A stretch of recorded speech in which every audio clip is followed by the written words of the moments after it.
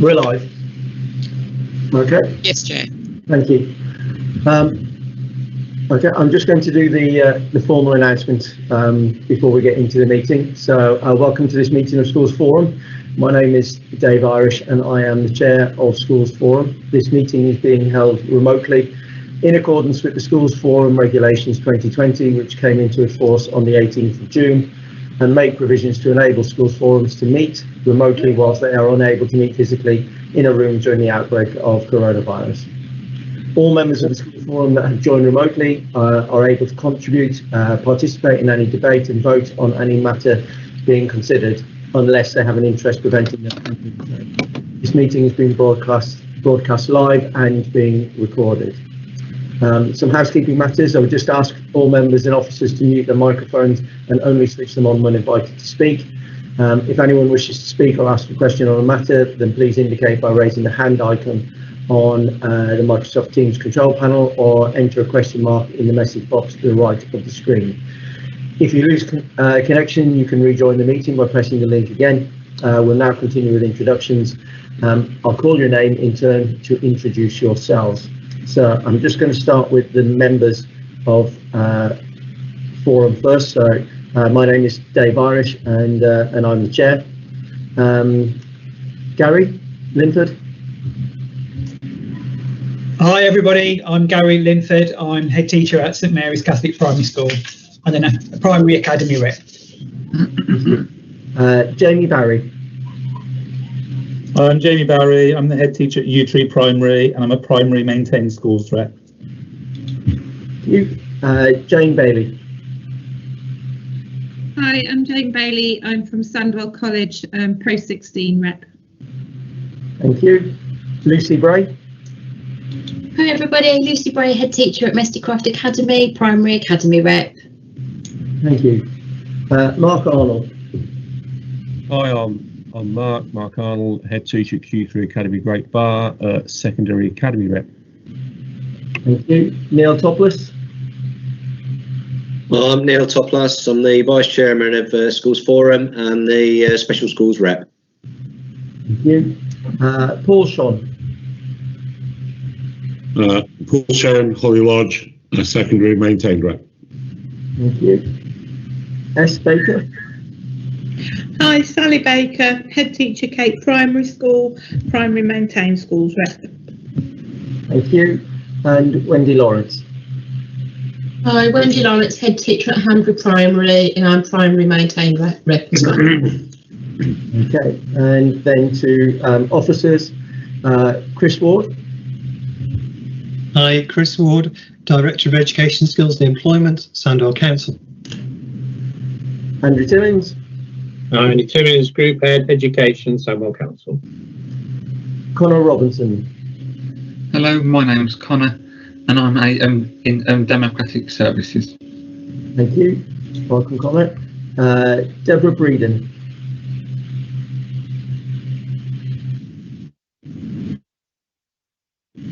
Thank you. Julie Gill. Julie Gill, Special Educational Needs Business Lead. Moira Talents. Hi, Moira Talents, Group Head for Inclusive Learning Services. Thank you. Rosemary Kerr. Hi, I'm Rose Kerr, Principal Accountant, Children's Services. Shane Parks. Shane Parks, Democratic Services Officer. And Steve Lilly. Good afternoon, everyone. Steve Lilly, Finance Business Partner at Sandwell Council. Okay, now according to my list, I just want to make sure that's everyone who's in attendance. Have I missed anyone off who is attending? Excellent. Connor, and have we got any apologies for today? Yes, so we've got three apologies from Darren Barnton, Lynn Howard, and James Topham. Thank you. And I've been informed that two members are going to be leaving early today, and that's Wendy and Lucy. Okay. And I've just been sent an email from Emma Pate, and she's struggling to join, and I'm trying to sort that out now. Okay, that's great. Thank you, Connor. Okay, so if we've had apologies for absence. The second item is for members to declare any interest in matters to be discussed at the meeting. So if anyone has any interest to declare, now would be the time to do that. Okay. So the next stage is for us to confirm the minutes of the meeting held on the 18th of January 2021 as a correct record. We've all had time to go through them. I'm not going to go through them page by page. Has anybody got any corrections or any matters arising that they would like to bring up at this point?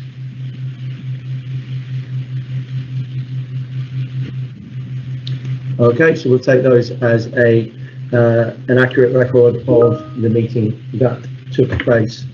Which then brings us to agenda item 4, which is school budget information. So the recommendations are that school forum members note the contents of the report. And Rose, I believe this is to you. Yes, thank you, Chair. Right, this report is to inform school forum members of the final school budgets information for the financial year 2021-22. A lot of the information has been released previously, but there is some additional information. So in terms of the schools block funding, we have received this information before in terms of how much has been distributed through the funding formula. So that's the 296.4 million that's gone through and included and set out in table under 4.1. Now, the schools funding model was finally approved by the DfE on Wednesday, the 3rd of February, and the schools block element of the funding was issued to schools on Monday, the 8th of February.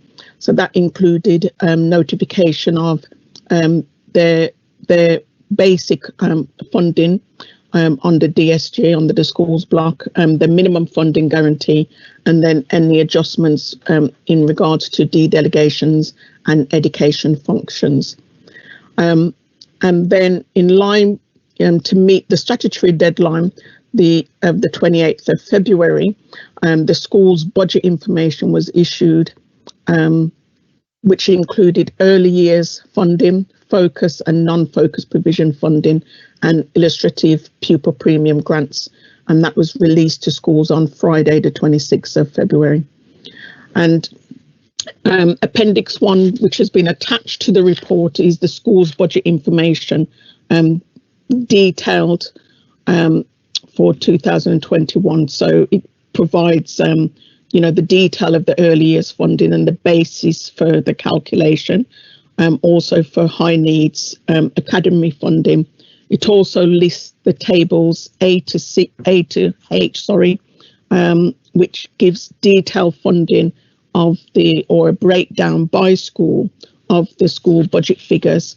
And it also includes, as well as the illustrative pupil premium grants and the early years grants, the dedelegated and education functions, and the central school services block. It also includes the pupil growth contingency criteria and the template, and also the table in terms of additional needs criteria if entitled to pupil number growth funding. So in terms of under section 4.5, the table there lists the factor rates that have been finalised through the local authority funding formula. The majority of these rates have been included in a previous report to Schools Forum. The new information is with regards to the primary secondary ratio, which is 1 to 1.27, which was agreed. The basic entitlement is £3,412 per primary pupil and £4,977 per secondary pupil. That's compared with last year's rates of 3,180 for primary and 4,434 for secondary. And the MFG, minimum funding guarantee, was set at 2%, which is the maximum under allowed under the DFE parameters, and there was no ceiling in terms of MFG, in terms of the MFG guarantee. So this report is for noting, and so Chair, just asking for that. You're on mute. Thanks, Rose. I won't miss that when we get back to normality, I can tell you. Are there any questions or any matters arising from that report? Otherwise, it's just for us to note. So, can I just add, in terms of there was, I know that there were a few concerns about the illustrative pupil premium figures that went out, and we have issued an update because the local authority don't hold all of the information, and so we've asked schools to estimate it and include that in their budget plan submission, which is due on the 14th, Friday the 14th of May.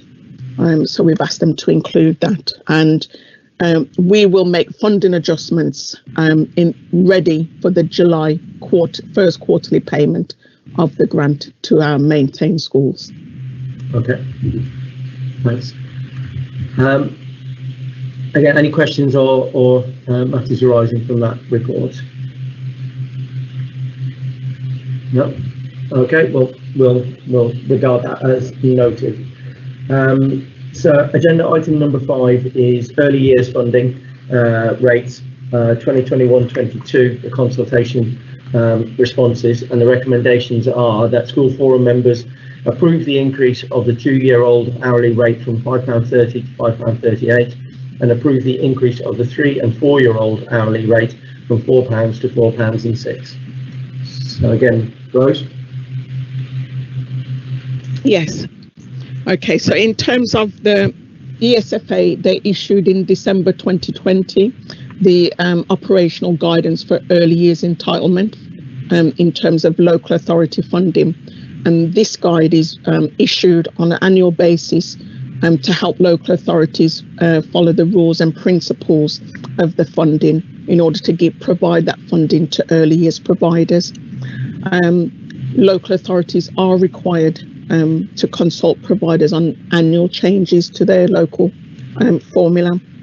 Now, in terms of the funding to the local authority, that has increased by, and this is a correction to what's written in 3.4, by 8p per hour for 2-year-olds and 6p per hour for 3- and 4-year-olds. So that's a correction to what's detailed there. The early years team issued a consultation to providers, so to 102 daycare providers and 122 childminders, asking about the proposed increase to the hourly rates that are offered to the providers. And you can see the question set out there in 3.6. Which just gives them a bit of background, and then under 3.7 he asks for if they agree with the increase per hour for 2-year-olds and for 3- and 4-year-olds. There's no change in the flexibility or the deprivation rates that are currently in place. The deadline for the consultation was Friday the 12th of February.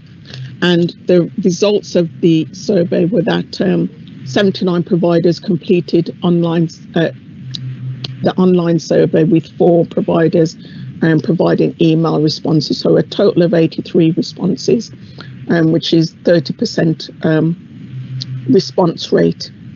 In terms of the central question was, do you agree with the additional funding to the basic rates? And of the 83 respondents, 81 agreed, and there were 2 respondents that disagreed. Sarah Baber, she's the early years lead, and she's detailed below in terms of in sections 3.15 and 3.16 some of the feedback and comments of the early years providers. And if you was to summarize those in the main, there are providers that do feel they're okay with the proposed increased rate, but they do think that it's insufficient because of the national minimum wage, which is increasing by 51p per hour. And so they feel that the 6p, either the 8p or the 6p per hour increase is not sufficient to cover those rates increases.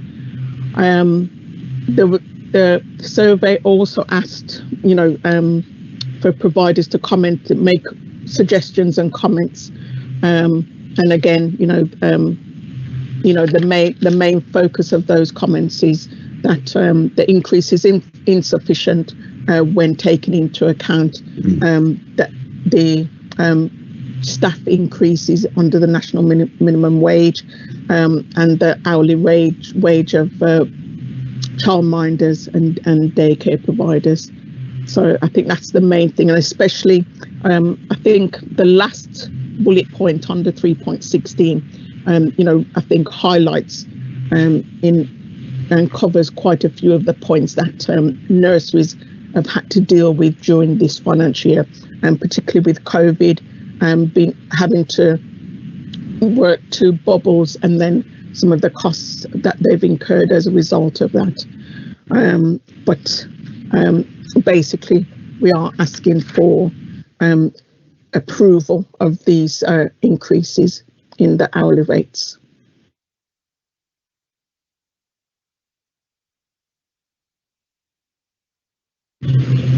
Thank you, Rose. Okay. Okay, so are there any questions or matters arising as a result of that report? If there are, you can raise your hand. Emma. Yeah, hello there. This is my very first schools forum, so hello to everybody. I just feel that it would be really wrong of me not to mention early years, as I'm obviously the early years lead for this conversation. And I completely see where nurseries are coming from in regards to the 6 and the 8 pence really isn't going to cover what nurseries have been through. But I also think we need to be understanding that we can't expect as nursery managers and owners for local authority and government to always cover the cost of salaries. I just think it's a point that I need to say as a nursery manager and leader myself, that doesn't necessarily, I don't feel it's our place to keep trying to backfill. We're never ever going to get the funding that we really truly think we deserve. So I just wanted to say that point really. Thanks very much, Emma. And I think you're absolutely right in raising the point that it isn't going to cover the costs, and I think that's loud and clear. I think in terms of what you're also saying in terms of the local authority being able to backfill it, that also is going to be difficult for all services, secondary, primary, and absolutely. We're all screaming out for additional funding at this point, but I think it's important in making the decision that we're making isn't seen as accepting that is enough, and that actually when there is an opportunity to feed back to either central government or cabinet, that they're aware that in the same way we did with the secondary primary funding arrangement, that it was accepted, but people wanted to make a point when they did that. So I think it's important that we do that as well. So thank you very much for that, and welcome to School Forum. Bless you. Thank you very much. Okay. Okay, so in terms of, are there any other points that people would like to raise? No?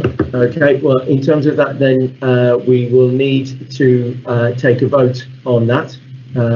So what I would ask is if you approve the point, sorry, just one second, if you can approve the increase of 2-year-olds hourly rate from £5.30 to £5.38, then if you could raise your hand now, please.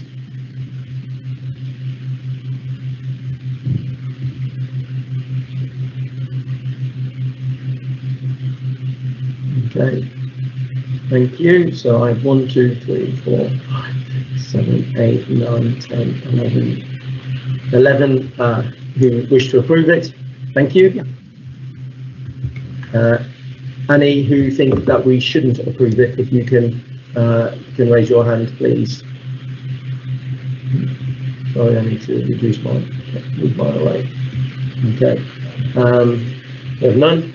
And anybody who wishes to abstain. Okay, thank you. So that has been approved. And secondly, if you approve the increase of the 3 and 4 year olds hourly rate from £4 to £4.06, if you could raise your hand as well, please.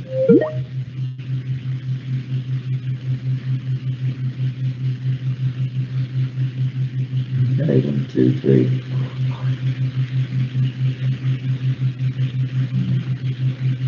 Okay, if you've got a record of that, that's great. Thank you. And have we got any abstentions? No. Okay, and any who would like to not approve it?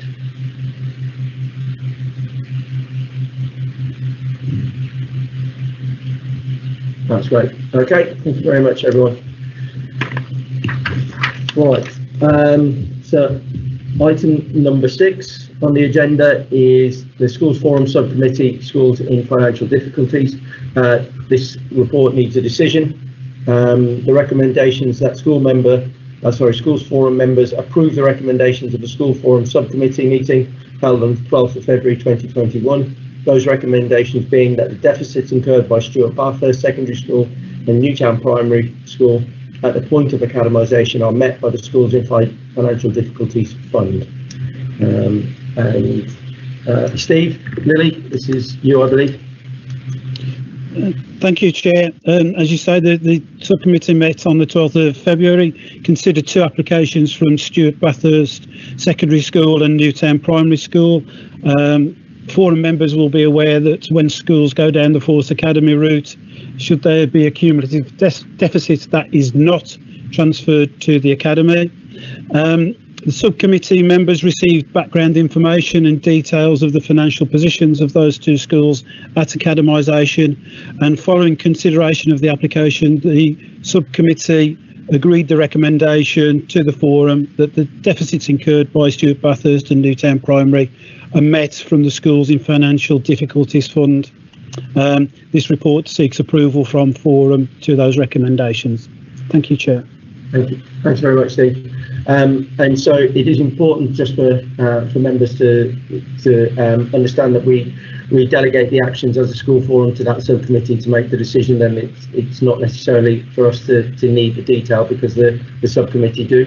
But has anybody got any questions or issues arising from what we've heard and the report that we've got? No? Okay. In that case, then, if we can approve the recommendation, all those in favour of approving the recommendation of School Forum Subcommittee, that the deficits incurred by Stuart Bathurst Secondary School and Newtown Primary at the point of academisation are met by the Schools in Financial Difficulties Fund, then please raise your hands.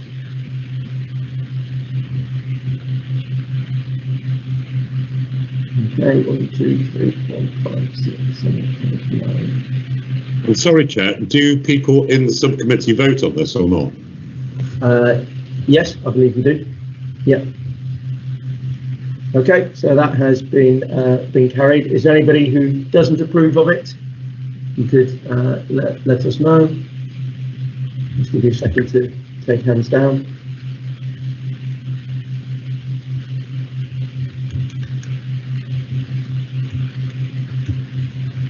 Okay, and you have no abstentions. That's great. Okay, so that has been approved. Thank you, Chair. Thank you, Steve. Okay, item number 7 is the SEN High Needs Block 2020-2021, and it is the P10 Monitoring Report, January 2021. It is for us to note the contents of the report in relation to the 2020-21 High Needs Grant Budget Monitoring for the period 1st of April 2020 to 31st of January 2021.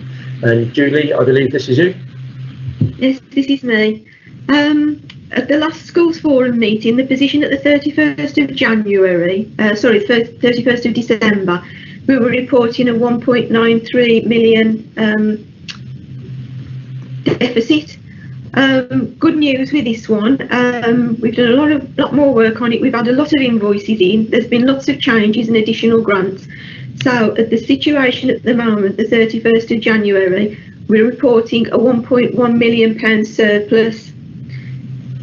In the table 1, I've briefly outlined the differences in the movement to make up the 1.1 million. So we've had slight changes in out-of-borough placements, 139,000. Schools delegation is now all final and complete, and that will not change. That's showing a small movement of 264,000. There's increases in recoupment due to other local authority students being placed in our schools of an additional 200,000. Developments, the expansion in the focus provisions that were initially accounted for in the development code have now been accounted for within the schools delegation item 2 in the table. So that's been taken out of the monitoring, 257,000. And we've also had grant adjustments to the high needs block, which we're expecting to be received by the 31st of March, following differences for the finalisation of the census figures, and following a large exercise with a cross-checking of the import and the export figures. We're expecting £245,000 difference in total. There's other small variances down to staffing costs, slight movements in supplies and services for 26,000. But overall, we're actually showing that we're going into next year, into 21-22, with a small surplus, and we'll also have enough to cover the deficit that we're bringing forward of 561 million from the previous year. So hopefully that's a good news monitoring report going forward. Thank you, Chair. Okay, that deficit was 561,000, not 561 million. Yeah, it's 561,000 brought forward. We'll have enough, I think, we'll definitely have enough to cover that, and also have another small surplus to carry forward into next year. So we're starting off on a positive going into 21-22. That's great. Thank you, Julie. And if you remember back to the meeting this time last year, you will remember that the significant proportion of that was some of it was down to alternative provision and so on. And there's a much tighter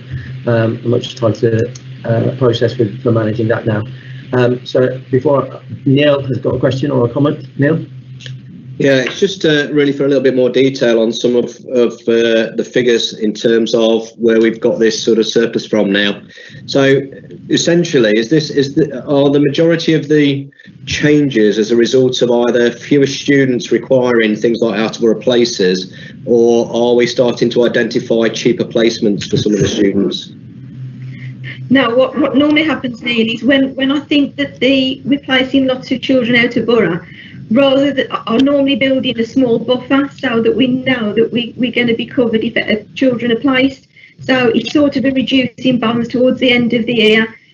What I normally do is, because we're predicting an overspend on out-of-borough placements last year, I increased that slightly to build in a buffer so that if there are any more placements were made in this term, in the spring term, that it was covered and I wasn't coming back to Schools Forum to report an even worse deficit than we'd already got. All those invoices and everything now have come in, and we're looking at the £139,000 movement. 139,000 could be 3 or 4 places that have not been filled or are not due to be filled until next year. But that's the move. It's not because the places are getting any cheaper or because we're replacing less children there at the moment. It's just that these are more realistic end of year figures. Okay, and would that be the? Sorry, you've broken up, Neil.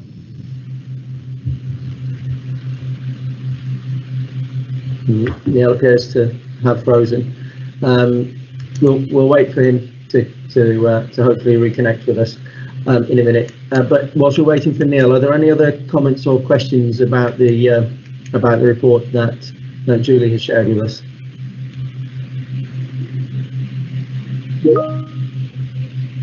Paul?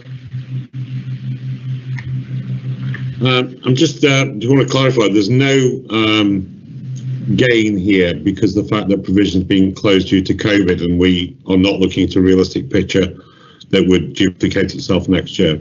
So No. this is simply to do with. No, there's been no COVID-related implications at all in the figures for the end of the year. Thank you. Right, it appears Neil is still frozen. So what we will do is we'll move on to the next item, and if we need to come back to this item, we'll come back to it at the end and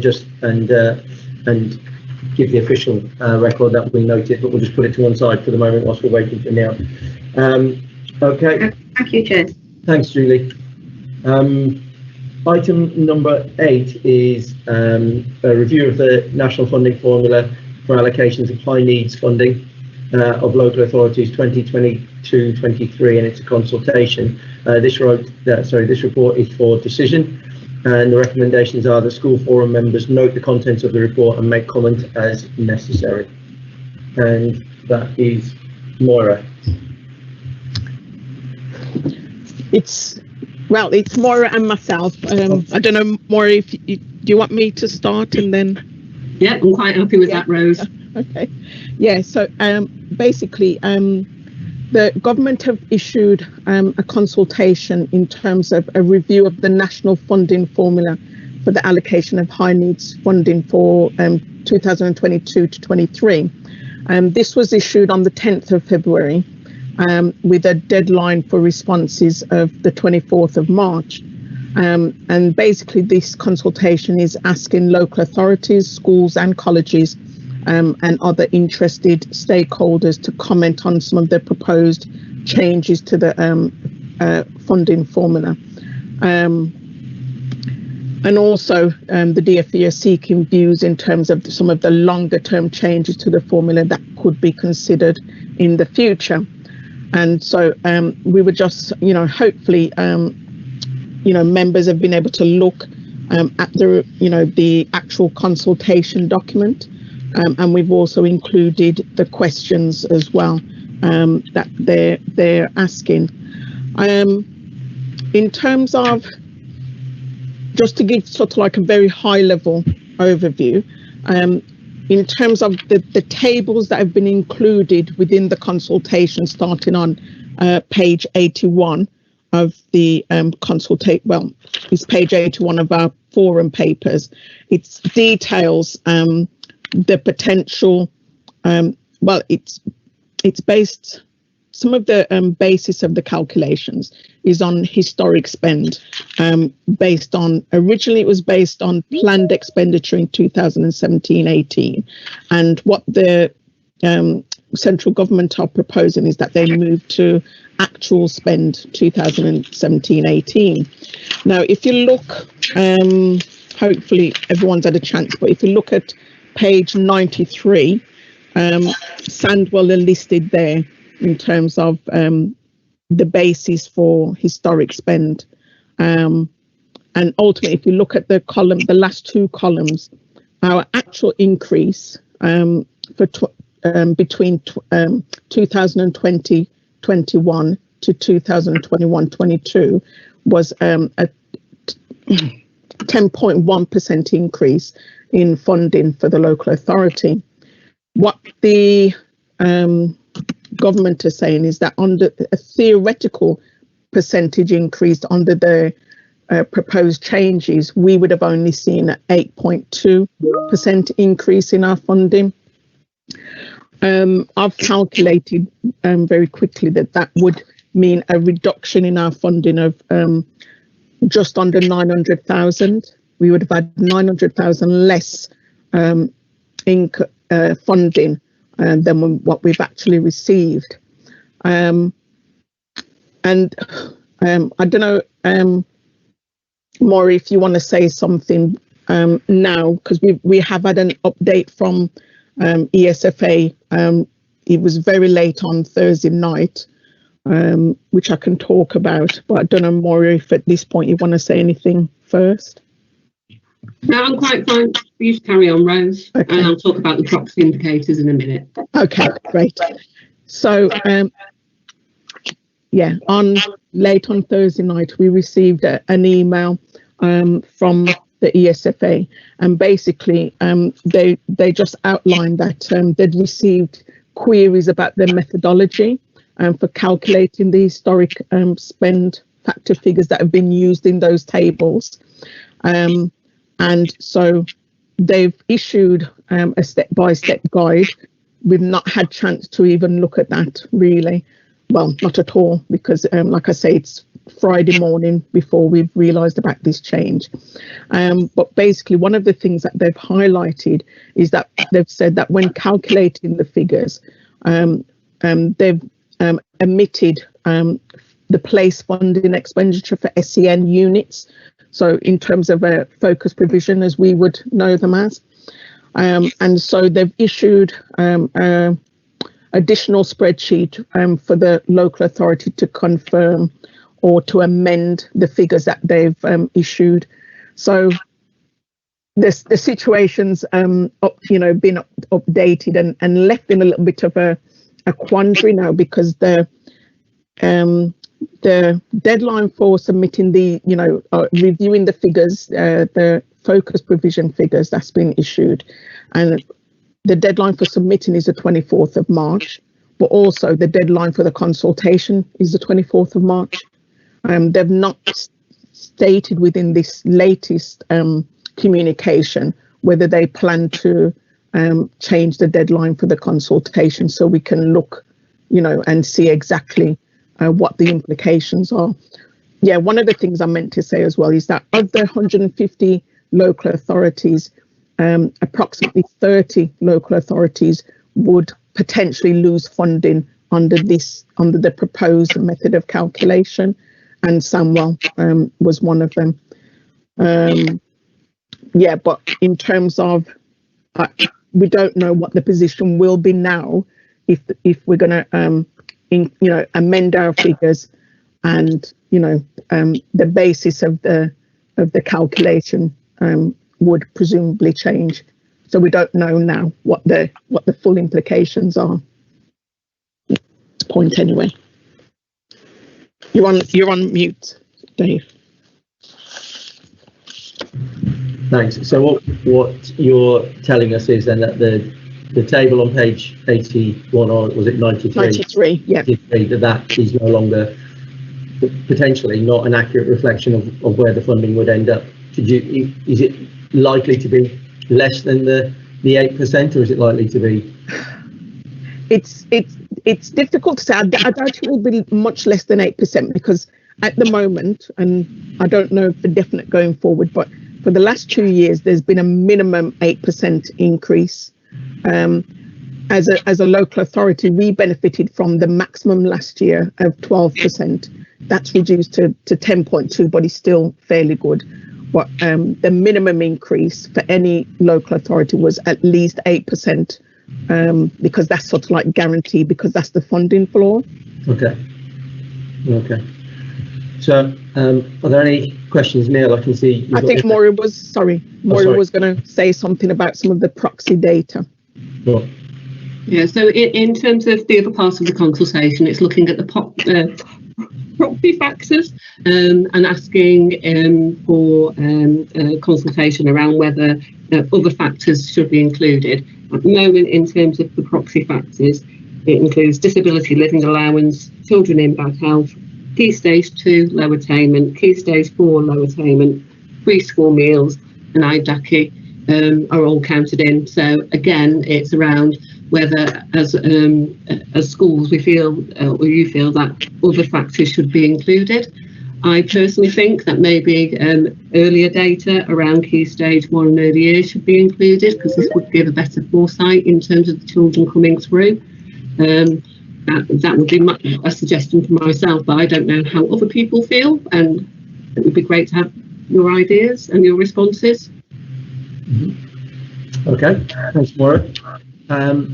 Neil, just before you ask your question, just to say that we've just held the previous item and we'll come back to it after this because we lost you mid-flow. Okay.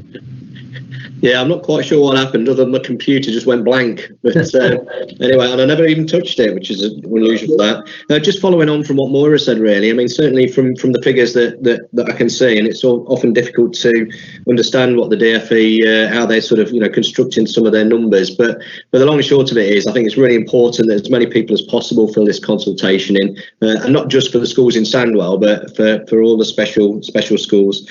And alongside that, Moira, I mean, one of the things that's of concern, it seems that there doesn't seem to be an acknowledgement that the numbers of students within your area can increase or decrease, but there's, certainly as I can see at the moment, Sandwell is in the middle of a population boom, really, and certainly as the kids are moving through the schools, it would seem to me to make sense that the SEN funding is somehow linked to the numbers of students that would require it, rather than historic numbers that could well be unrepresentative of what the situation is at the moment and going forward. Yeah, I agree, Neil. Unfortunately, in terms of numbers of EHCP kids and SEN support, the DfE would see that as a perverse incentive, so they don't include those figures into the calculations for the high needs block. But it's definitely something that we can raise during the consultation.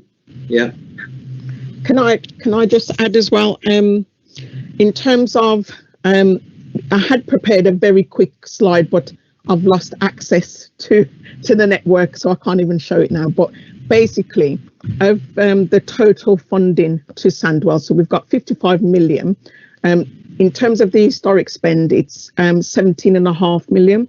So it's in terms of last year's funding, 2021, it was approximately 38% of our whole high needs block.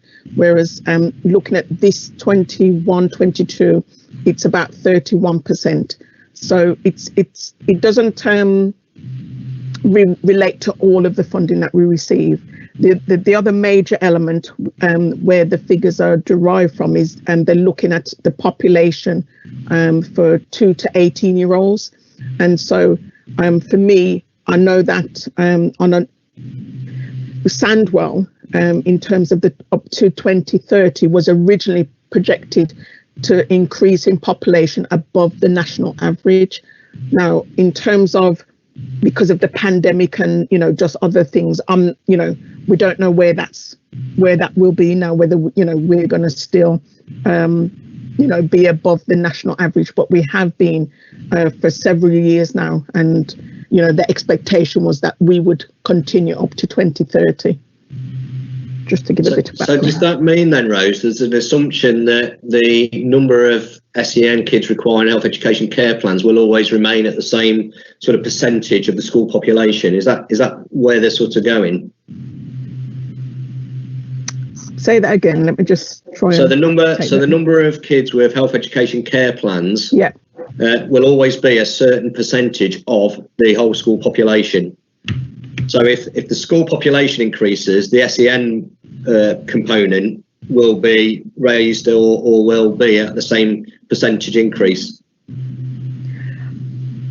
Is that what the DfE is suggesting? In terms of, like I say, Moira, I don't know if you want to answer first and then.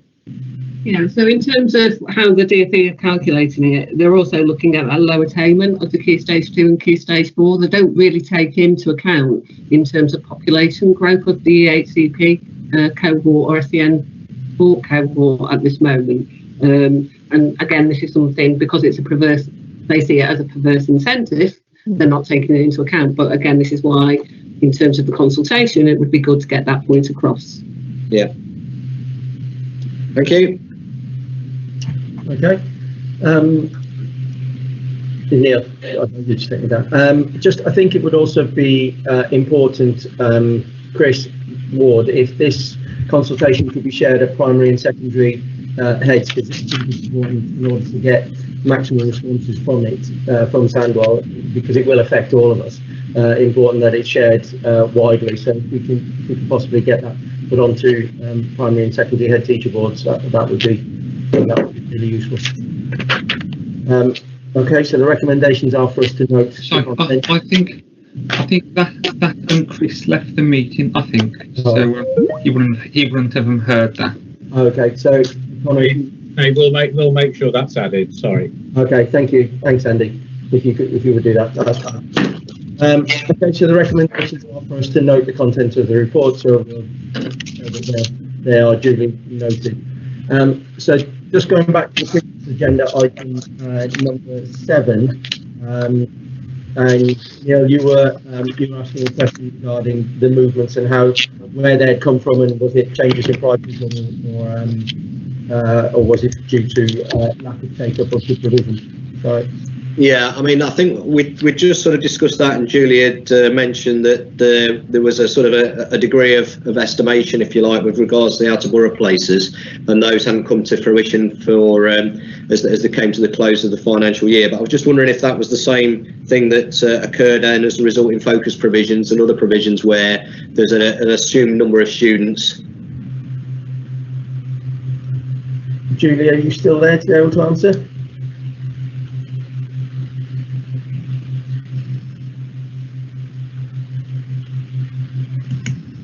Sorry, Neil, I missed that again. You froze at the crucial part.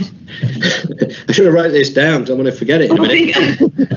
Are you asking if the same thing is happening for focus provision and mainstream? Essentially, yeah. I mean, have the assumptions been overestimated, I guess is what I'm saying. Yeah, I mean, it's not an overestimate now. It's just that we always build a buffer in to make sure that they're covered.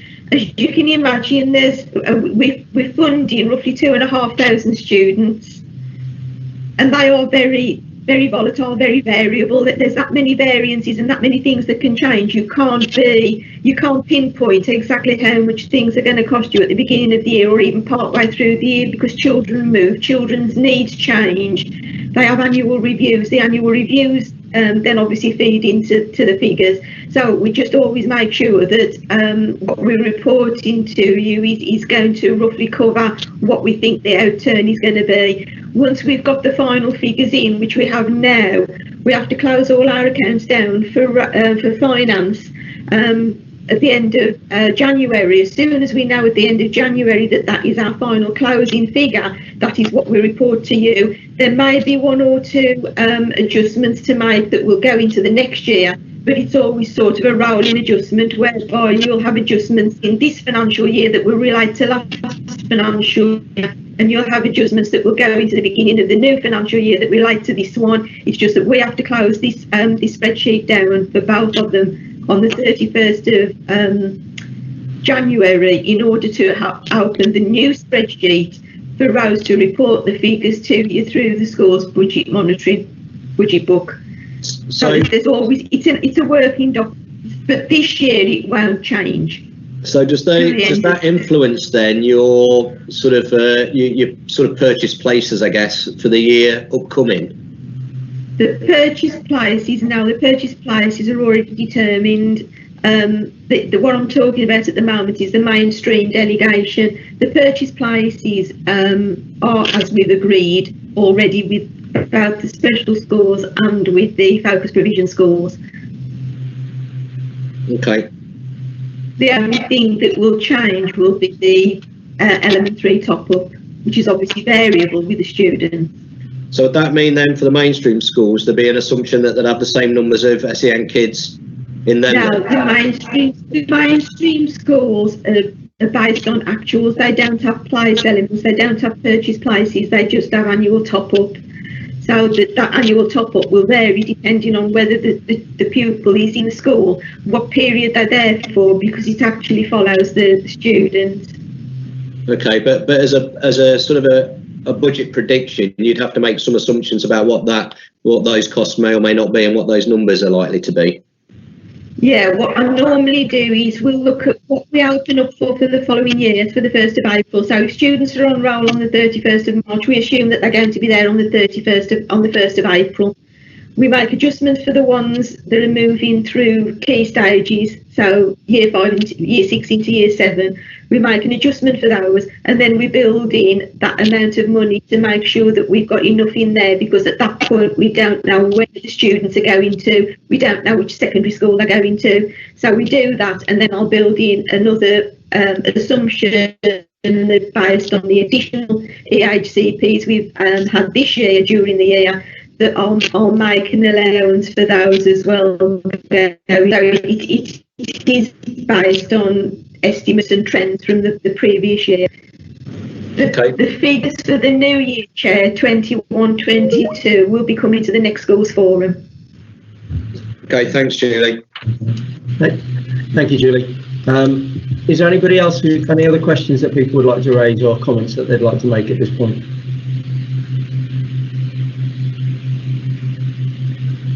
No? Okay, so the recommendation was for us to note that report, so we will consider those duly noted. At the start, item number 9 has been postponed. At this point, the consultation on funding allocation to Westminster Special School, and that isn't ready to go. Rose, will that be done at the next schools forum? Moira, it's Moira that's got the update on that report. Yeah, I'm proposing that we postpone it until the next schools forum meeting. That's great. Thank you. Thank you. Okay, so that brings us to the end of the agenda. I think just before I go, Shane Parks had just mentioned at the beginning that she was retiring, and this was her last schools forum, and I'd like to publicly thank her for helping me over the last 2 years. It's certainly, I know it's not been the easiest of 2 years, well, easiest of years, Shane, and certainly probably 2 years working with me hasn't been that easy. I fully accept that, but thank you for your help. You've been incredibly supportive, efficient, getting information out to us all, and I know we'll all miss you, and we'll all miss the effort that you've put in. So thank you very much for your time and for your support over the years, for me and the years that you've been doing this previously. Thank you very much, Chair. Thank you, everyone. Bye. Enjoy retirement. I'll try. All the best, Shane. Well done. Thank you. So and Connor, welcome to this, and hopefully you'll find it as easy to work with as Shane did. He says with a smile. Right, so the next meeting is the 14th of June 2021. Paul, sorry, you've got your hand. Yeah, just taking cheeky advantage of the situation. Can I say to Rose, the document you talked about has not arrived in school anywhere. So could you resend it, please? Thank you. Sorry about that, Dave. That's all right, Paul. No problem. Okay, so the next meeting is on the 14th of June. Who knows? I think we'll probably be still be remote at that point, but we'll see where we are. But thanks everyone for your time today on the first day back at school. I know it's been a big ask for you to step away from schools and testing and seeing kids come and go, but thank you for your time. Really appreciate it. Take care, everyone. Thank you. Thank you, Chair. Thanks, Chair. Thanks, bye.